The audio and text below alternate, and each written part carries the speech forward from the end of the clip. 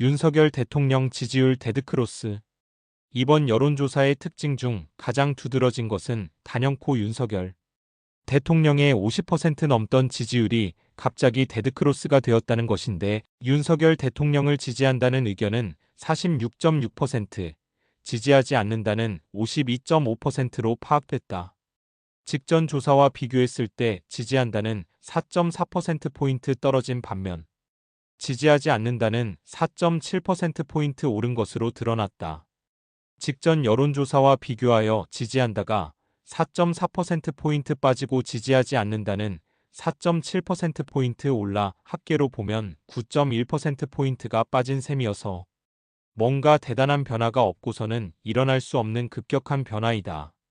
물론 전국에서 1000명 정도를 샘플로 뽑아 조사하는 것이므로 정밀하지 못한 것이 당연하지만, 그래도 추세라는 것이 있는데, 이렇듯 급격한 반전이 일어난 것은 다음 여론조사를 보면 일시적인 혼동인지 새로운 추세인지를 알 수 있을 것이다. 정당 지지율은 국민의힘이 45.9%, 더불어민주당이 38.7%로 국민의힘이 더불어민주당을 7.2%포인트 오차범위 밖에서 앞서고 있는데, 직전 조사와 비교해 국민의힘은 3.4%포인트 떨어진 반면 민주당은 1.6%포인트 올랐다는 것으로 보아 추세의 반전이라고 할 수도 있을 것이고, 다른 한편 좌익들의 적극적 여론몰이의 영향 탓이라고 할 수도 있을 것이다. 하지만 지난번 여론조사와 특별히 달라질 만한 사항이 없다고 생각되는 상황에서 이런 여론조사 결과는 다소 혼란스러운 것은 사실이다. 아무튼 윤석열 대통령에 대한 지지율은 급격한 지지율 하락에도 불구하고 국민의힘보다는 여전히 0.7%포인트 근소하게나마 앞서고 있다는 것은, 국민의힘에 대한 지금의 지지율은 국민의힘이 잘해서라기보다 윤석열 대통령이 이 엄동설안에 서울구치소에서 버티며 반대한민국 세력들과 용감하게 싸우고 있기 때문이라고 생각한다.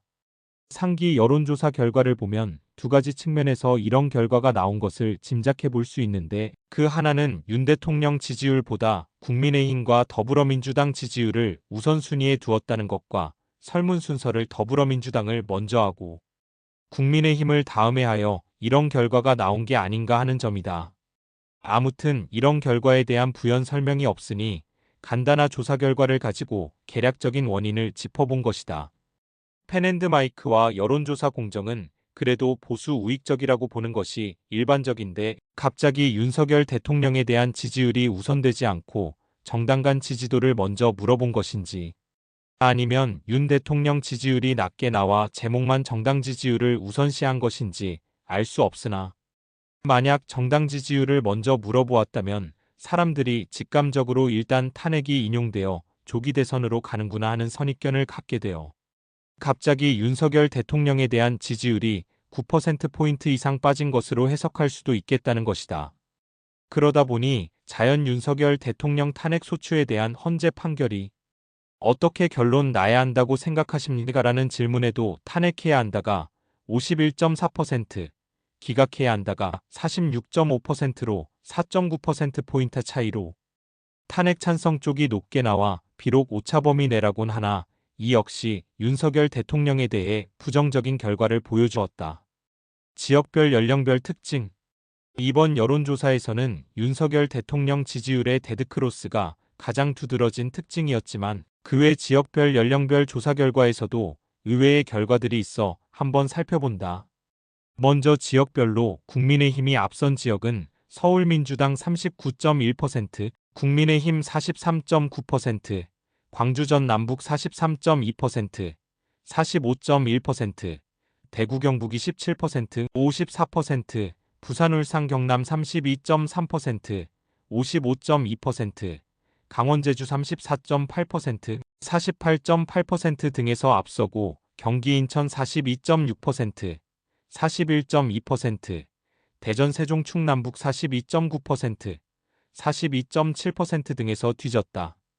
광주 전 남북 43.2%, 45.1%에서 더불어민주당보다 국민의힘이 앞섰다는 것은 눈을 의심케 하는 결과이고, 게다가 뒤처진 경기 인천과 대전 세종 충남북도 그 차가 경기 인천 1.4%포인트, 대전 세종 충남북은 겨우 0.2%포인트 차이에 불과하다. 만약 이것이 새로운 추세라면 다음 여론조사에서는 광주 전 남북을 포함 전국적으로 국민의힘이 더불어민주당을 앞서는 전무후무한 결과가 나올 수도 있겠다는 생각을 해보게 된다. 더욱이 이번 주말인 2월 15일 토요일에는 좌익의 심장인 광주에서 전환길 강사 등이 대규모 집회를 가질 예정이고 이미 광주로 가는 열차와 버스표 등이 매진되었다는 뉴스도 있는 것을 감안하면 다음번에도 꼭 같은 추세가 이어질 수 있을 것이라는 예상을 조심스레 해볼 수도 있는 것이다.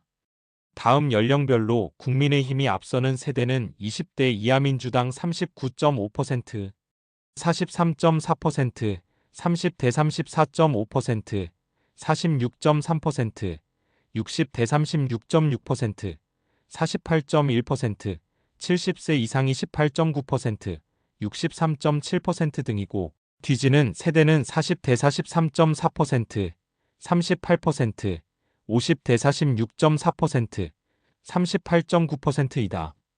이 연령별 지지 정당 조사에서 나타난 특징은 2030 세대들의 완벽한 우클릭으로 30대에서는 그 격차가 무려 11.8%나 나고 있어 주목을 끌고 있다. 그리고 4050 세대는 여전히 정교조 쇠뇌 세대답게 좌익적 세계관에서 좀채 헤어나지 못하고 있는 것을 알 수 있다. 그래서 이제 우리의 관전 포인트는 이번 주 토요일 45년 만에 좌익 심장 전라도 광주에서의 보수 우익 집회의 흥행 여부와 그 다음 나타날 여론조사이다. 외국인들에게 대한민국은 다이나믹한 국가로 인식되어 있고 놀랍게도 우리 정부에서도 대한민국 소개를 다이나믹 코리아로 하고 있는데 정말 넷플릭스를 통하여 해외에서도 인정받고 있는 한국 드라마 못지않게 반전에 반전을 거듭하는 한국의 현실이다.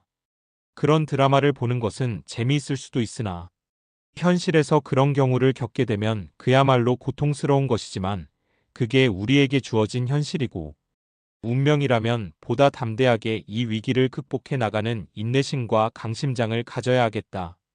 비록 지금 입춘 추위가 맹위를 떨치고 있지만 머잖아 그래서 더 찬란한 새봄이 온다는 희망을 가지듯이 대한민국의 미래에 새봄과 같은 희망을 가져보자.